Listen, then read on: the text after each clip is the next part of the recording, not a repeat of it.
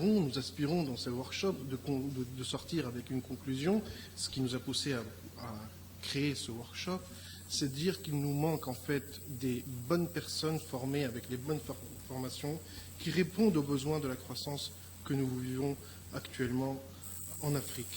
ظروف النجار رئيس جامعة EBS SPM Business School. اليوم التقينا في لوتيكا في إطار وركشوب ورشة عمل حول علاقة الكفاءات تكوين الإطارات والكفاءات بسوق الشغل على مستوى أفريقيا. Et aussi, effectivement, comme M. Kaïs l'a fait, c'est très bien, surtout de dire merci à tous les organisateurs, notamment l'UTICA et notamment aussi le CEPEX, qui ont soutenu cette action-là.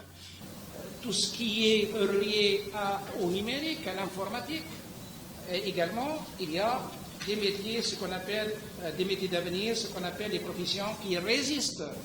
Et les avocats, les médecins, etc., ce sont des chantiers qui sont ouverts. Il y a une demande très importante au niveau des pays africains et je pense que ce sont les trois types de métiers qui constituent une demande très importante pour l'Afrique. L'Afrique qui affiche une croissance très importante et qui augmente de plus en plus.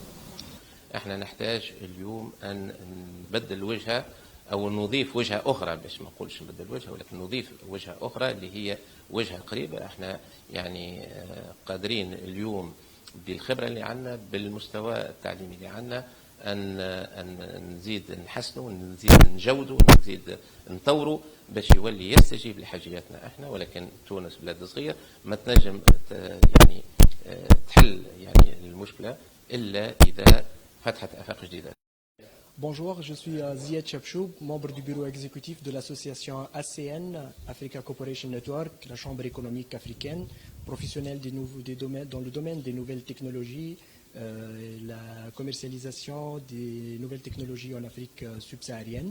Aujourd'hui, j'ai fait une intervention au niveau de ce workshop pour parler du programme AMA, Académie des managers africaines, un programme initié par l'ACN et ses partenaires, l'Association du modèle de l'Union africaine et l'Association des étudiants et stagiaires africains en Tunisie. On peut avoir un dispositif de certification où le renouvellement se fait tous les 3 ans, avec des évaluations annuelles, par exemple.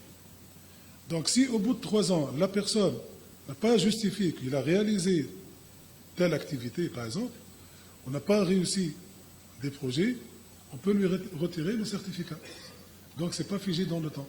Et donc ça doit amener la personne à s'améliorer de manière continue, qu'il ne reste pas, qu'il ne stagne pas, et à chercher les nouveautés, les technologies, etc. C'est très important. Donc c'est un domaine, c'est un secteur qui est très dynamique.